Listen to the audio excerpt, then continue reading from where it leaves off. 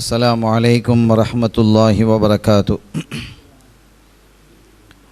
حمدا لمن خلق الإنسان وعلمه البيان، والصلاة والسلام على رسول الله وعلى آله حزب الله وصحابه جند الله، وبعد. فقد قال الله تعالى في القرآن العظيم والفرقان المجيد: أعوذ بالله من الشيطان الرجيم، بسم الله الرحمن الرحيم، إن الدين عند الله الإسلام. சங்கைக்குரிய பெரியோர்களே, அன்பு சகோதரர்களே, இந்த சிறப்பான நிகழ்ச்சியை அவதானித்து கொண்டிருக்கக்கூடிய, தங்களுடைய இல்லங்களிலிருந்து அணித்து கொண்டிருக்கக்கூடிய தாய்மார்களே, சகோதரிகளே, எல்லாம் வல்ல அல்லாஹுவின் பேரருளும் நபிகள் நாயகம் ஸல்லல்லாஹு அலைஹி வஸல்லம் அவர்களது நல்லாசியும் நம் அத்தனை பேர் மீதும் நிலவுமாக. அல்லாஹும் அவரது ரசூலும் எந்தெந்த கர்மங்களை எடுத்து நடக்க வேண்டும் என்று நமக்கு கட்டளையிட்டுள்ளார்களோ அவை அனைத்தையும் எடுத்து நடக்கவும், எவைகளை தவிர்த்து நடக்க வேண்டும் என்று உத்தரவு பிறப்பித்துள்ளார்களோ அவை அனைத்தையும் தவிர்த்து நடக்கவும் ஆரம்பமாக எனக்கும் உங்களுக்கும் நான் வசியத்து செய்து கொள்கிறேன். அல்லாஹ் தௌஃபீக் செய்வானாக. ஆமீன். சங்கைக்குரியவர்களே, நாம் கடந்த 4 தினங்களாக சஹாபிகளினுடைய வரலாற்று குறிப்புகளை நாம் பார்த்து வந்தோம். ஏறக்குறைய 17 சஹாபிகளினுடைய குறிப்புகளை நாம் பார்த்திருக்கிறோம். இன்று ஹிஜ்ரி 1433 வருடத்தின் ரமதானுல் முபாரக் 5ஆம் நாள். இன்று நாம் செய்தனா அஹ்ஸாப் இப்னு உஸைத் ரலியல்லாஹு தஆலா அன்ஹு என்ற ஒரு சஹாபியை பற்றி நம்ம பார்க்க போகிறோம். முதலாவதாக அஹ்ஸாப்னு சொன்னால் அது படைகள்னு அர்த்தம். ஹிஸ்பு. அஹ்ஸாப் இப்னு உஸைத் ரலியல்லாஹு தஆலா அன்ஹு அவர்கள், இவர்களை பற்றிய ஒரு பெரிய குறிப்புகள் வரலாற்றிலே காணப்படவில்லை என்றாலும், இவர்கள் கண்மணி நாயகம் ஸல்லல்லாஹு அலைஹி வஸல்லம் அவர்கள் அறிவித்த ஹதீதுகளை சில ஹதீதுகளை அவங்க அறிவிச்சிருக்கிறாங்க. ரசூல் ஸல்லல்லாஹு அலைஹி வஸல்லம் அவர்கள் அறிவித்த சில ஹதீதுகளை இவங்க என்ன செஞ்சுருக்கிறாங்க, அறிவித்திருக்கிறார்கள். அந்த வகையிலே முக்கியமான ஒரு ஹதீதை அவர்கள் அறிவித்த அந்த ஹதீதுகளிலிருந்து ஒன்றை நாம் இங்கே சொல்ல இருக்கிறோம். அவர்கள் சொன்ன விஷயம், மின் அஸ்ரகிஸ் அஸ்ஸிராகி மை யஸ்ரிகு லிசானல் அமீர். அதாவது திருடுகளிலெல்லாம் மிகப்பெரிய திருடுறான். ஒரு வீட்டில் போய் ஒருத்தன் திருடுறான், வியாபாரத்தில் திருட்டுத்தனம் செய்கிறான். இந்த மாதிரி திருடுகளிலெல்லாம் மிகப்பெரிய திருட்டு எது தெரியுமா என்று அவங்க என்ன செய்கிறாங்க, ஸல்லல்லாஹு அலைஹி வஸல்லம் சொன்ன ஒரு செய்தியை சொல்கிறாங்க. மை யஸ்ரிகு லிசானல் அமீரி. அமீர் என்று சொல்லக்கூடிய ஒரு கூட்டத்தினுடைய தலைவரனுடைய நாவை திருடுவது அப்படின்ற ஒரு விஷயத்தை சொல்கிறாங்க. ஸல்லல்லாஹு அலைஹி வஸல்லம் அவர்கள் சில சமயங்களில் சில அற்புதமான விஷயங்கள் அவங்க சொல்லும் பொழுது சற்று நமக்கு விளங்க வராது. எப்படின்னு கேட்டால், ஒரு தடவை முஹம்மது ரஹ்மத்துல்லாஹி அலைன்னு சொன்னால் ஹனஃபி மதுஹபினுடைய மிக முக்கியமான இமாம்கள் ஒரு ஆள். அபூ ஹனீஃபா இமாம் ரஹ்மத்துல்லாஹி அலைஹி அவர்களுடைய மாணவர்கள். அவங்க மாணவர்களில் முக்கியமான 2 மாணவர்கள் இருக்கிறாங்க. முஹம்மது ரஹ்மத்துல்லாஹி அலைஹி, அபு யூசுப் ரஹ்மத்துல்லாஹி அலைஹி. இந்த 2 மாணவர்களும் மிக பிரபல்யமான மாணவர்கள் இந்த ஹனஃபி மதுஹபில். நம்ம மதுஹபில் எப்படி நவவி இமாம், ராஃபி இமாம், இப்னு ஹஜர் இமாம் போன்றவர்கள் ரலியல்லாஹு தஆலா அன்ஹும் எப்படி மிக முக்கியமான இமாமாக கருதப்படுகிறார்களோ, அதுபோல் ஹனஃபி மதுஹபில் முஹம்மது ரஹ்மத்துல்லாஹி அலைஹி அவர்களும் அபு யூசுப் ரஹ்மத்துல்லாஹி அலைஹி அவர்களும் மிகப்பெரிய இமாமாக கருதப்படக்கூடியவர்கள். அப்படிப்பட்ட முஹம்மது ரஹ்மத்துல்லாஹி அலைஹி அவங்க ஒரு தடவை மக்காவுக்கு போகிறாங்க. மக்காவிற்கு போனால் அங்கே ஒரு வாலிபர் என்ன செய்கிறாங்க, பாடம் நடத்திக்கிட்டு இருக்கிறாங்க. அப்படி பாடம் நடத்தி கொண்டிருக்கும் பொழுது ஒரு செய்தியை சொல்கிறாங்க. ஸல்லல்லாஹு அலைஹி வஸல்லம் ஹதீதுக்கு உண்டான விளக்கத்தை சொல்கிறாங்க. பறவைகளை அதனுடைய கூடுகளிலே நிம்மதியாக இருக்க விடுங்கள் என்று ஒரு ஹதீது வருது. பறவைகளை அதனுடைய கூடுகளிலே நிம்மதியாக இருக்க விடுங்கள் என்ற ஒரு ஹதீத். இந்த ஹதீதை அவங்க அறிவிக்கிறாங்க. முஹம்மது ரஹ்மத்துல்லாஹி அலைஹி அவங்கள பொறுத்த வரைக்கும் இந்த ஹதீஸ் அவங்க படிச்சிருக்கிறாங்க, ஆனால் இதுக்குண்டான பொருள் என்னன்னு அவங்களுக்கு தெரியல. ரொம்ப காலமாக இதனுடைய கருத்தை அவர் என்ன செய்கிறாங்க, தேடிக்கிட்டே இருக்கிறாங்க. அப்படின்னா என்ன, பறவைகளை அதனுடைய கூடுகளே நிம்மதியாக இருக்க விடுங்கள் என்ற என்ன என்பது அவர்களுக்கு தெரியாமல் இருந்தது. ஆகவே அவங்க என்ன செஞ்சாங்க, முக்கியமான ஒரு சப்ஜெக்டை எடுத்து இந்த இளைஞர் பேசுகிறாரு, இந்த புள்ள பேசுகிறாரு, என்னங்கிறத பார்ப்போம் என்று அவங்க உட்கார்ந்துருக்கும் பொழுது அப்போ அவங்க சொன்னாங்க, இமாம் ஷாஃபி ரஹ்மத்துல்லாஹி அலைஹி தான் அவங்க அந்த இளைஞர்.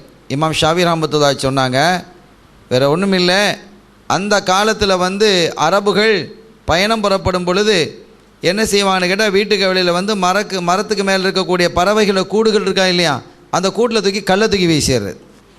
அப்போ அந்த அதிகாலையில் அந்த பறவைகள் படபடத்து பயந்து அந்த பக்கம் இந்த பக்கமாக பறக்கும். அது வடக்கு பக்கமாக பறந்துன்னு சொன்னால் இவங்க போக மாட்டாங்க, தெற்கு பக்கமாக பறந்தால் போவாங்க. ஏதோ ஒரு பக்கம் அவங்க சில பக்கம் பறந்தால் பறவைகள் பறந்தால் அது இயல்பாக பறக்குது, அந்த பக்கம் பறந்தால் போகிறது இல்லை, இந்த பக்கம் பறந்தால் போகிறது அப்படிங்கிற ஒரு தன்மை ஏற்படுத்தி வச்சுருந்தான். இதனால் ஸல்லல்லாஹு அலைஹி சொன்னாங்க, இப்படிலாம் நீங்கள் செய்யாதீங்க, அது அது நிம்மதியாக படுத்து கிடக்குது, அதை போய் நீங்கள் அதாபு செஞ்சுக்கிட்டு இருக்கிறீங்க, அதுக்கு இதுக்கு என்ன தொடர்பு இருக்குது என்பதை ஸல்லல்லாஹு அலைஹி வஸல்லம் அவர்கள் சொல்லி, பறவைகளே அதனுடைய கூட்டிலே நிம்மதியாக இருக்க விடுங்கள் என்று அந்த விளக்கத்தை அவங்க சொன்னாங்க. இந்த மாதிரி பல விளக்கங்களை நம்ம என்ன செய்ய முடிகிறது, ஹதீதுகளில் பெற முடியும். அதே மாதிரி திருட்டுகளிலெல்லாம் மிகப்பெரிய பொல்லாத திருட்டு எது என்றால், தலைவனுடைய நாவை திருடுவது. அப்படின்னா நாவை அறுத்துட்டா வர்றது அப்படி அல்ல, அவர் பேச வேண்டியதை இவர் பேசிடுறது. ஒரு லீடர் ஒருத்தர் இருப்பார், அவர் மக்களுக்கு ஆர்டர் கொடுப்பார், அதுக்கு அவருக்கு உரிமை இருக்குது. இவர் என்ன செய்கிறது, இவரே ஒரு தலைவர் மாதிரி உட்காந்துக்கிட்டு அவர் என்ன செய்கிற கமாண்ட் பண்ணுறது, அதை செய்யுங்க இதை செய்யுங்கன்னு. இப்போ என்ன, ரெண்டு தலைவர் மாதிரிலாம் ஆகிடுச்சு. இனி என்ன செய்யும், சமூகத்துக்குள்ளே குழப்பம் வந்துடும். இனி இவருக்குன்னு ஒரு கூட்டம் சேரும், அவருக்குன்னு ஒரு கூட்டம் சேரும். ஒரு தலைவர் தான் இருக்கணும், அந்த தலைவருக்கு கீழே மற்றவங்க இருக்கலாம். வேணால் உதவி தலைவர்னு என்ன செஞ்சுக்கலாம், ஒரு அமைப்பு வச்சுக்கலாம். ரெண்டு தலைவர்னு எங்கே வைப்பாங்களா, இணை தலைவர்கள், இணை செயலாளர்கள்னு வைப்பாங்க. துணை தலைவர்களில் இணை துணை தலைவர்கள்னு பல பேரை வைக்கலாம்.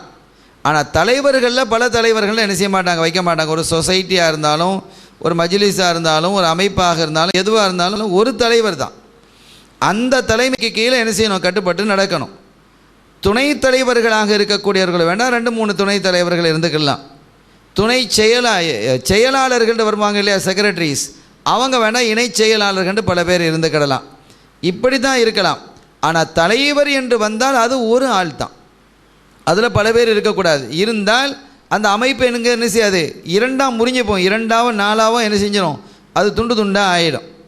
ஆகவே அந்த அமைப்பில் இதனால தான் நம்ம பார்க்குறோம், இந்த தலைவர் ஒரே அமைப்பில் இருக்கணும்னு சொல்லி ஆளுக்கு ஒரு தலைவர் என்று சொல்லி இந்த வஹாபிகள் என்ன செய்கிறாங்க, பல லீடர்களாக என்ன செஞ்சிட்டாங்க, போயிட்டாங்க, பல அமைப்புகளாக முறிஞ்சு போச்சு.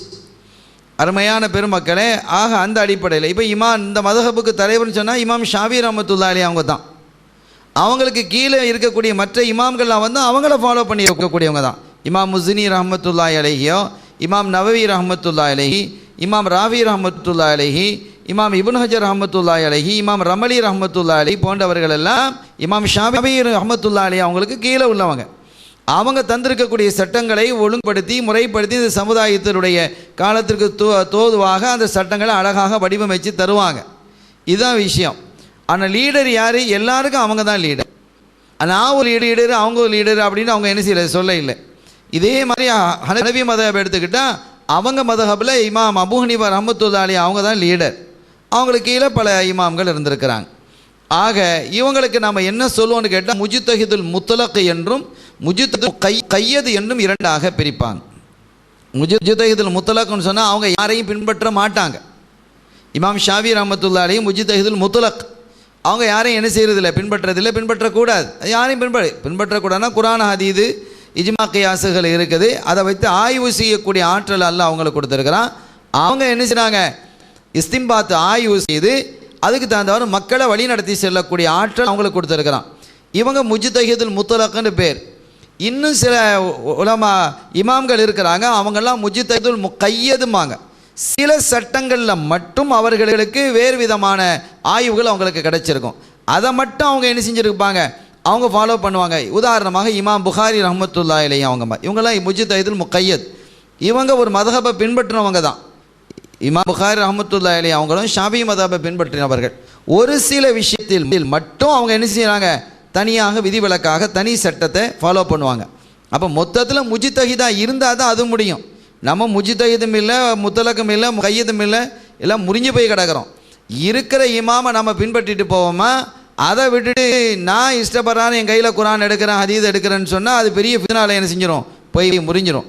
ஆக என்ன செய்யணும், இமாம் உதாரணமாக இமாம் புகார் ரஹ்மத்துல்லாஹி அலைஹி அவங்க ஒரு சில சட்டங்களில் தனித்து செயல்படுவாங்க. ஒரு சில சட்டங்களில் தனித்து செயல்படுவாங்க. இப்போ உதாரணமாக இப்போ நம்ம அவுரத்து இருக்குது, ஒரு ஆணாக இருந்தவன் என்ன செய்யணும், தொப்பிலிருந்து முழங்கால் வரைக்கும் மறைக்கணும்.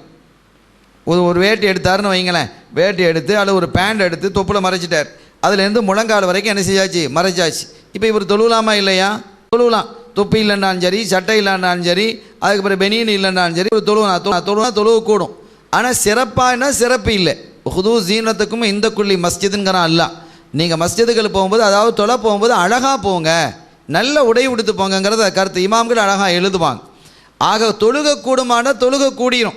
வெறும் பேண்ட்டை மட்டும் போட்டு, நாளைக்கு இவன் தொப்பி வானாங்கிறான், அப்புறம் நாளைக்கு சட்டை வானாம்மா, அப்புறம் பெனியனை வானாங்கிறான், நீங்கள் டவுசரை போய் தொழுவலாங்கிற பிரச்சனையும் வந்தது. ஏற்கனவே அது நடந்த செய்தி தான் நம்ம ஊர்லேயே. டவுசரோடு நாங்கள் வந்து தொழுவோம் அப்படின்லாம் பேச்சு நடந்தது. ஆனால் இப்போ உதாரணத்துக்கு நம்முடைய அவுரத்தின் என்ன அப்படின்ற ஃபுகாக்கள் சொல்லும் பொழுது, தொப்புள் இருந்து முழங்கால் வரை, முழங்காலையும் மறைக்கணும், தொப்புளையும் மறைக்கணும். தொப்புள் இருந்துன்னா தொப்புள் விடுபட்டு இல்லை, தொப்புள் உட்பட முழங்கால் உட்பட, அதுவும் அவுரத்து. இவ்வளவு நம்ம மறைச்சிட்டா தொழுகை கூடும். ஆனால் பூரண தவாபு கிடைக்காது. நம்ம எந்த அளவிற்கு ஆடைகளை முழுமையாக அழகுபடுத்தி ஒழுங்குபடுத்தி நம்ம தொழுகிறோமோ அந்த அளவுக்கு. இப்போ நம்ம வந்து பொதுவாக நம்ம பார்க்குறோம், வீடுகளில் தொழும்போது என்ன செய்யும், ஒரு துண்டை மேலே என்ன செஞ்சுக்கிடுவோம், வீட்டில் தானே தொழுகிறோம் அப்படின்னு வேறு ஒரு துண்டை போட்டுக்கிட்டு நம்ம தொழுகிறோம். அது சிறப்பு இல்லைங்கிறாங்க. நம்முடைய இமாம்கள் சொன்னாங்க அப்படி செய்யாதீங்க. ஒரு எஜமானருக்கு முன்னால் நீங்கள் அப்படி நிற்பீங்கன்னா சட்டையை போட்டுட்டு தொழுவுங்க. அதுக்குன்னு சட்டையை போட்டுட்டு நீங்கள் தொழணும். வெறும் ஒரு அல்லது போட்டுருக்கு சட்டை போட்டுருக்கணும், அதுக்கு மேலே லேஞ்சை போட்டு தொழுன்னா பரவாயில்லை. சட்டையும் போட்டு அதுக்கு மேலே லேஞ்ச் போட்டு தொழுன்னா அது இஸ்ஸத்தான ஒரு விஷயந்தான். அதான் இல்லாமல் திறந்த மேனியில் வேட்டி கொடுத்துக்கிட்டு மேலே ஒரு துண்டை போட்டுட்டு தொழுவது சிறப்பான ஒரு விஷயம் இல்லைன்னு நம்முடைய ஃபுகாஹாக்கள் எழுதுனாங்க. ஃபத்துல் முயின் போன்ற கிரந்தங்கள்லாம் தெளிவாக சொல்லி காட்டுது. அப்படி தொழுகிறது ஒரு கண்ணியமான ஒரு விஷயம் அல்ல. நீங்கள் சும்மா லேஞ்சை போட்டு நம்ம பிள்ளைகளையும் அப்படி பழக்கக்கூடாது. தொழுவும் பொழுது என்ன செய்யணும், சட்டையை போட்டுட்டு தான் தொழுவு சொல்லணும். சட்டையை பற்றியும் நமக்கு ஒரு ஹதீது வருது, பின்னால் நம்ம இன்ஷா அல்லாஹ் சொல்ல வர்றோம். அது அந்த சஹாபியினுடைய இடத்துல நாம் சொல்லுவோம். அவங்க சொல்கிறாங்க சட்டையினுடைய தன்மை என்னங்கிறத. ஆக சட்டை போட்டு தான் தொழுவணுமே, இது ஒரு இஸ்ஸத்தான ஒரு விஷயம்.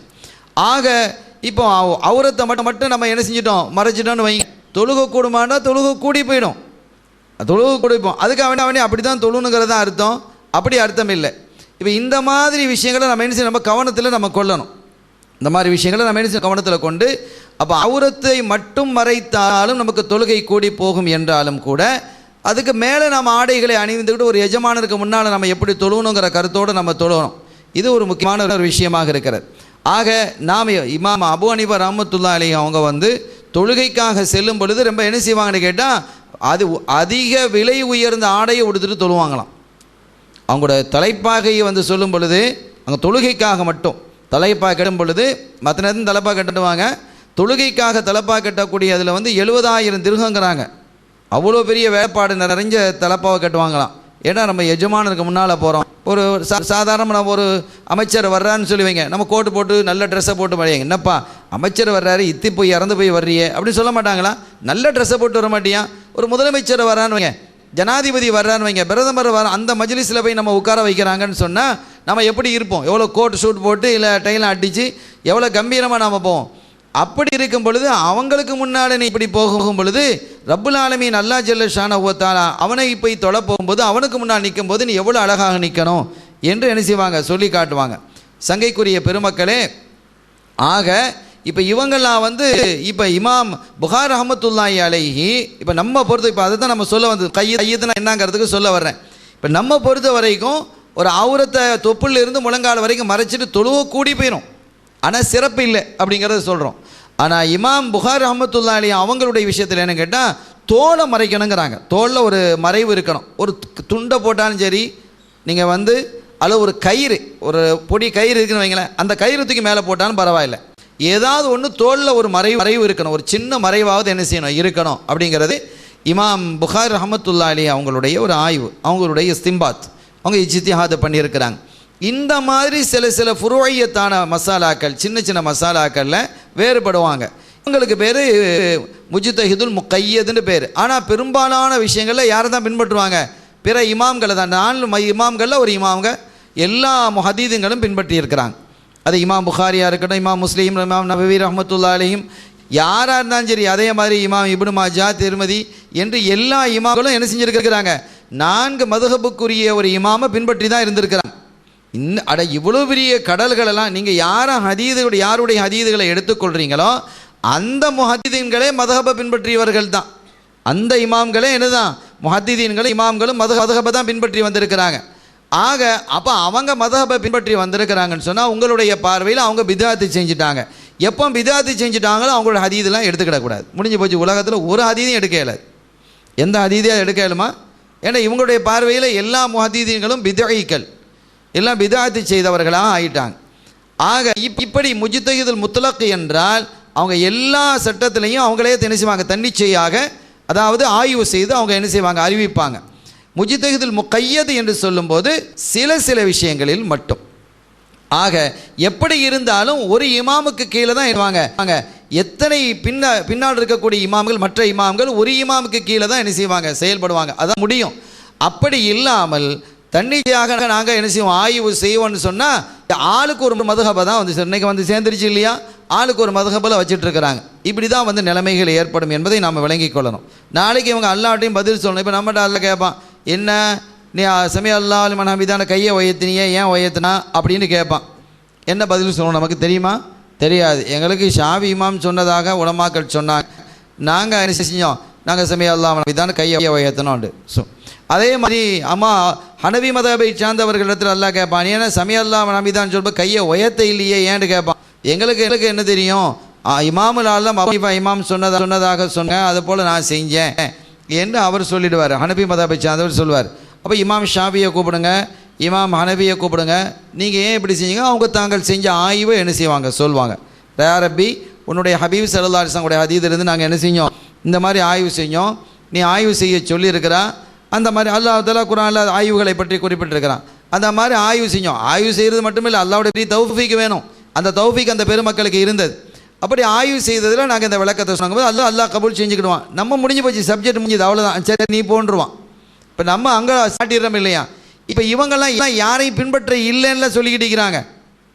இவங்க நாங்கள் வந்து யாரையும் பின்பற்ற இல்லை அப்படின்னு சொல்லிக்கிட்டே பின்பற்றிக்கிட்டு இருக்கிறாங்க. இப்படி கேட்பான், அடே ஏன்டா நீ கையை உயர்த்தினா அப்படின்னு கேட்பான். நான் வந்து ஹதீஸில் அப்படி இருக்குது. எந்த ஹதீஸில் அப்படி இருக்குது?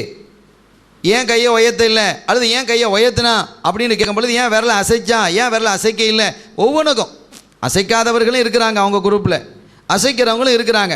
சரி, அசைக்கிறதுலையாவது ஒன்று போல் இருக்காண்டா அதில் 18 வகை இருக்குது. இந்த விரலை அசைக்கிறதுல மட்டும் 18 வகைகள் இருக்குது. இந்த கையை இப்படி கட்டுறாங்க இல்லையா? கையை இப்படி கட்டுறது, இப்படி கட்டுறது, இப்படி கட்டுறது, இப்படி என்று கிட்டத்தட்ட 13 வகைகள் அவர்களிடத்தில் இருக்குது. 13 மதுஹப் அவங்க இருக்கிறாங்க. அந்த கையை தக்பீர் கட்டும் பொழுது 13 மதுஹபும், விரலை அசைக்கிறதுல 18 மதுஹபும் அவங்க இடத்துல இருக்கிறாங்க. நம்மகிட்ட ஒரே மதுஹப் தான், விரலை அசைக்கிறது, அவ்வளோதான், முடிஞ்சு போச்சு. விரல் அவங்க விரல நீட்டிக்கிட்டு இருக்கிறது. ஹனவி மதஹப்பை பொறுத்த வரைக்கும் விரலை என்ன செய்வாங்க? உயர்த்துவாங்க. அஷ்ஹது அல்லா இலாஹ இல்லல்லாஹ் உயர்த்துவாங்க, கீழே போட்டுருவாங்க, முடிஞ்சு போச்சு. இப்போ இவங்க என்ன செய்வாங்க? எல்லாம் அதெல்லாம் கூடாது, ஒன்றா தான் இருக்கணும்னு சொல்லி 18 மதுஹப் ஆக்கி போட்டாங்க. கையை கட்டுற விஷயத்தில், தக்பீர் கட்டுற விஷயத்தில் 13 மதுஹப்புகளாக ஆக்கி போட்டாங்க. எனவே இப்படிப்பட்ட ஒரு நிலையில் அப்போ இவங்களை அல்லாஹ் கேட்பான், அடே நீ ஏன் விரலை இப்படி அசைச்சான் அப்படின்னா அதுக்கு அவங்க விளக்கம் சொன்னோம், ஹதீது சொன்னோம். இல்லை இந்த ஹதீது, அந்த ஹதீது சரியா சஹீஹா, அதில் வரக்கூடிய ஆட்கள்லாம் அவனுக்கு தெரியுமான்னு கேட்கும் பொழுதெல்லாம் அவங்க பதில் சொல்லாகணும். ஒவ்வொருத்தனும் பதில் சொல்லணும், ஒவ்வொரு ஆளும் பதில் சொல்லணும். இப்போ நமக்கு ஒரு கேள்வி தான், ஏன் பின்பு இப்படி செஞ்சான்? அஷ்ஹது அல்லா இலாஹ இல்லல்லாஹ் விரலை ஒசைச்சிட்டே இருந்தியே, ஏன் அசைக்க இல்லை அல்லது கீழே போட இல்லை அப்படின்னு ஒரு கேள்வி அல்லாஹ் கேட்பான். ஏன் உயர்த்தி அப்படி வச்சுக்கிட்டே இருந்தான்? எனக்கு என்ன தெரியும்? இப்போ நாமளும் அதான் சொல்லுவோம், இன்ஷா அல்லாஹ் நம்ம ஆலிம்களாக இருந்தாலும் அவங்க மதுஹபில் இருக்கக்கூடிய ஆலிம்களை என்ன செஞ்சிருவாங்க? இமாம் ஷாஃபி ரஹ்மத்துல்லாஹி அவங்கள சாட்டிடுவாங்க.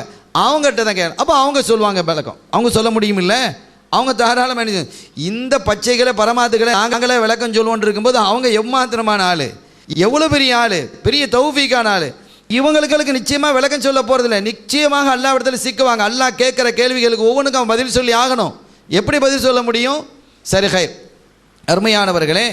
ஆக அந்த வகையில் இமாம் முஹம்மது ரஹ்மத்துல்லாஹி அலைஹிங்கிறவங்க ரொம்ப பெரிய இமாம்.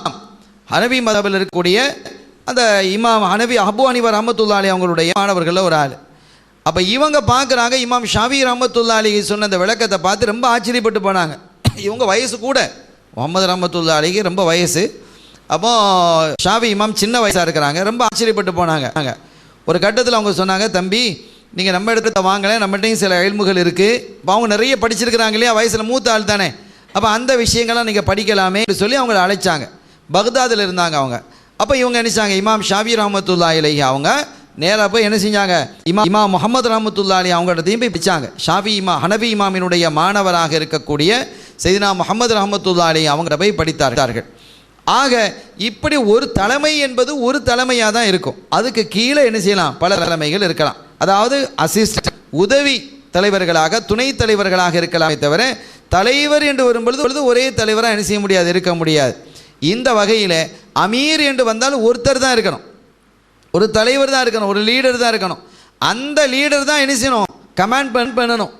அல்லது இவருடைய பொறுப்பை கொடுத்துருப்போம், இன்னென்ன மாதிரிலாம் நீங்கள் செஞ்சுக்கங்க, சூழ்நிலைகள் பார்த்து நீங்கள் என்ன செய்ய முடிவெடுங்கன்னு சொல்லியிருந்தால் அது செய்யலாம். அதான் இல்லாமல் அமீர் என்ன கட்டளையிடுவாரோ அதை மாதிரி இவர் கட்டளையிட ஆரம்பித்தார்னு வைங்க, இது பெரிய திருட்டுத்தனங்கிறாங்க ஸல்லல்லாஹு அலைஹி வஸல்லம்.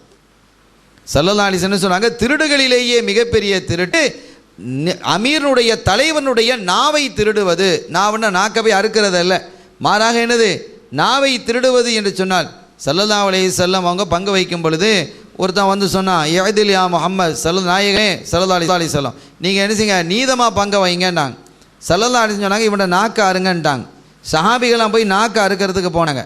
சரி, அலி ரலியல்லாஹு தஆலா அவங்க வந்து அட என்னப்பா செய்ய போகிறீங்க அப்படின்னு கேட்டாங்க. இல்லை, இவன்ட நாக்கு அறுக்க சொல்லிட்டாங்க. அட நாக்கு அறுக்குன்னா நாக்கு அறுக்கிறதா, நாக்கை பிடிச்சா அறுக்கிறது அப்படி அல்ல. இவன் எவ்வளோ கேட்டானோ, 100 ரூபா கேட்டானா 200 ரூபாயை கூட பேச மாட்டான்ல. அவனுக்கு தேவை எல்லாருக்கும் 50 ரூபா கொடுக்குறீங்க, எனக்கு மட்டும் 40 ரூபா தர்றீங்க. அது ஒரு காரணத்துக்காக கொடுக்கப்பட்டிருக்கும். எல்லாருக்கும் 50 ரூபா கொடுக்கப்பட்டிருக்குது, ஒரு 2-3 பேருக்கு 40 ரூபா கொடுக்கப்பட்டிருக்குது உதாரணத்துக்கு வச்சுக்கிடுவோம். அப்போ அது ஒரு சபபுக்காக இருக்கும். அது ரசூல் ஸல்லல்லாஹு செய்கிறதா இருந்தால் அல்லாஹ்வுடைய கட்டளை இல்லாமல் செய்ய போகிறது இல்லை. அப்படிப்பட்ட ஸல்லல்லாஹு அலைஹி வஸல்லம் வந்து நாவை நீங்கள் நீதமாக பங்கு வைங்கன்னு சொன்னால் எப்படி இருக்கும்? அப்போ ஸல்லல்லாஹு அலைஹி வஸல்லம் இவன்ட நாக்காருங்க கத்தகை பண்ணுங்கன்னு சொன்னதும் கத்தகைண்டா அறுக்கிறதுன்னு முடிவுக்கு வந்துட்டாங்க.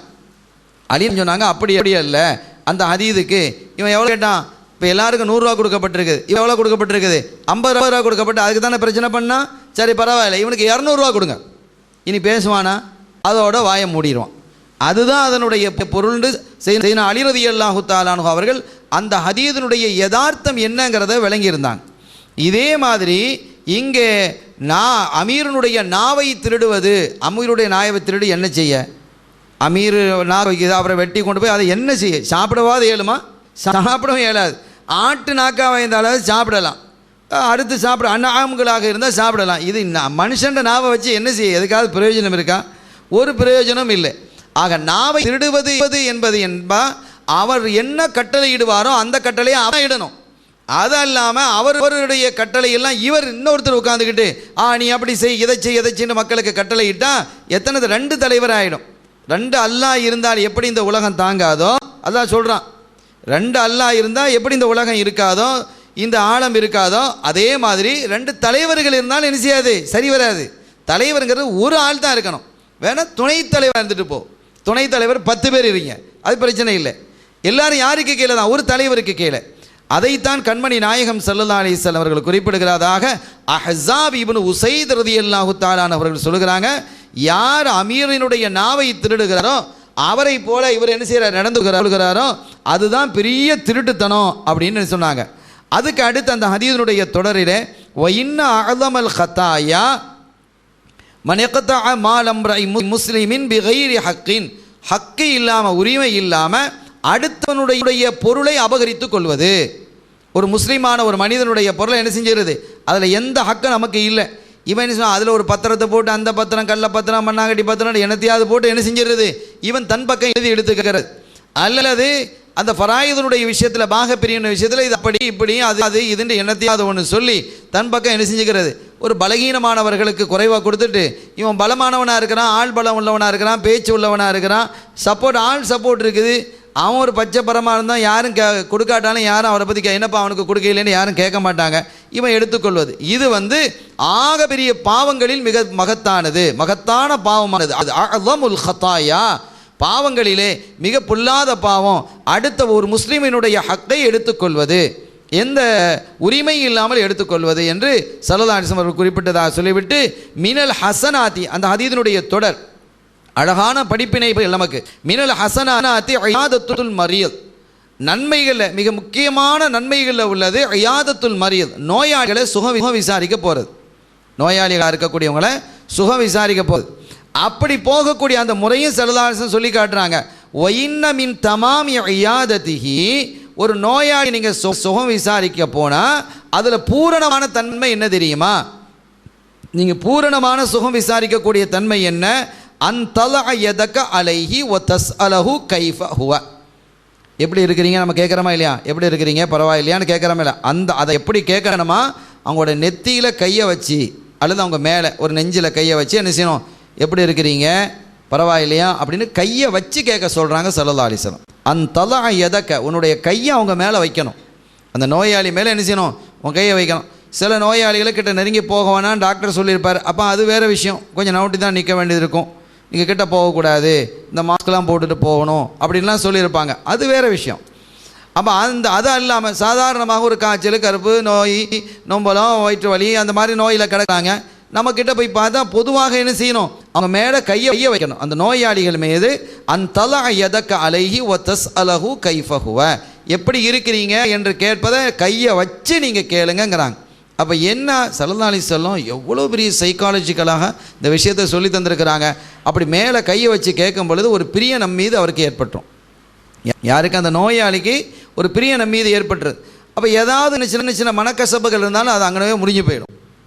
எனவே இந்த ஒற்றுமையை ஏற்படுத்துவதற்கு அழகான ஒரு வழியை சொல்லியிருக்காங்க. இது அல்லாமல் நிறைய கருத்துக்கள் இருக்கலாம், இதுவும் ஒரு காரணம், இது ஒரு கருத்து என்பதை நம்ம சொல்லியிருக்கிறோம். எனவே அப்படி செய்யணும் என்று ஸல்லல்லாஹு அலைஹி வஸல்லம் சொல்கிறாங்க. அதே மாதிரி இன்னொரு இடத்துல இந்த ஹதீஸில் வரல, அஹ்ஸாப் இப்னு உஸைத் ரலியல்லாஹு அன்ஹு அவர்கள் அறிவிக்கக்கூடிய ஹதீஸில் இந்த செய்தி, நான் சொல்ல போகக்கூடிய செய்தி இடம்பெறல. நீங்கள் என்ன செய்யணுமா? அவங்கள்ட்ட நீங்கள் துஆ செய்ய சொல்லணும். நோயாளிகளுக்கு நாம் துஆ செய்கிறது ஒன்றும் இருந்தாலும் கூட அந்த நோயாளிகளுக்கு நாம் என்ன செய்யணும்? நோயாளிகளிடத்தில் நீங்கள் எங்களுக்கு துஆ செய்யன்னு சொல்லணும். ஏன்னா அவங்களுடைய துஆக்களுக்கு மலக்குகள் ஆமீன் சொல்கிறாங்க. நோயாளிகளுடைய துஆக்களுக்கு யாரும் ஆமீன் சொல்கிறான்? மலக்குகள் ஆமீன் சொல்கிறாங்க. அவ்வளோ பெரிய ஒரு பாக்கியம் நோயாளிகளுக்கு. ஏன்னா கஷ்டத்தை சுமந்துக்கிட்டு இருக்கிறாரா இல்லையா? நோய்ங்கிறது ஒரு சங்கடம் தானே, ஒரு சோதனை, ஒரு கஷ்டத்தை சுமந்து கொண்டு இருக்கும் பொழுது அந்த கஷ்டத்தோடு ஒரு மனிதர், ஒரு பாதிக்கப்பட்டவர், அப்படி பாதிக்கப்பட்டவருடைய துஆக்கள் உடனடியாக அங்கீகாரமாகிறது. மலக்குமார்கள் அதுக்கு ஆமீன் சொல்லுகிறார்கள் என்றெல்லாம் ஹதீதுகள் இருக்கிறது. எனவே அவர்களிடத்தில் நீங்கள் துஆ செய்ய சொல்லணும் என்று ஸல்லல்லாஹு அலைஹி வஸல்லம் பெரிதொரு இடத்துல குறிப்பிட்டு காட்டுறாங்க. அதற்கு அடுத்து அவங்க சொல்கிறாங்க, வ இன்ன மின் அஃதலி ஷஃபாஅத்தி அன் தஷ்ஃபா பைன ஸனைனி ஃபீ நிக்காஹின் ஹத்தா யஜ்மா பைனஹுமா. நீங்கள் யாருக்காவது பரிந்துரை, ஷஃபாஅத்னா அந்த இடத்துல கியாமத்தில் அது வேறு ஷஃபாஅத், அதே மாதிரி உள்ளதான் இதான் இதுவும். ஒரு யாருக்காவது நீங்கள் பரிந்துரை செய்வதாக இருந்தால், ரெக்கமெண்ட் பண்ணுறதாக இருந்தால், பரிந்துரை செய்வதாக இருந்தால், ரெண்டு பேருக்கு மத்தியில் நிக்காஹுடைய விஷயத்தில் மாப்பிள்ளை பொண்ணுக்கு மத்தியில் நீங்கள் என்ன செய்யுங்க? பரிந்துரை செய்யுங்க.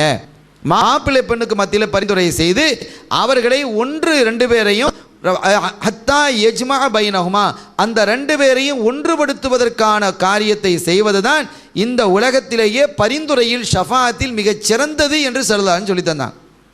மாப்பிள்ளை பொண்ணுக்கு இடையில பிரச்சனை வந்தால் என்ன செய்யணும்?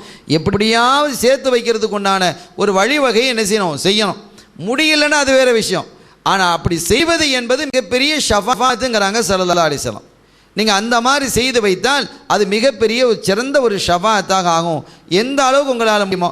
இப்போ உதாரணமாக என்ன செய்வோம்? மாப்பிள்ளை வீட்டுக்காரங்க பொண்ணு வீட்டுக்காரங்க குறை சொல்லுவாங்க, பொண்ணு வீட்டுக்காரங்க மாப்பிள்ளை வீட்டுக்காரங்க குறை சொல்லிட்டு இருப்பாங்க. இதான் இயல்பாக நடக்கிற நிலைமை.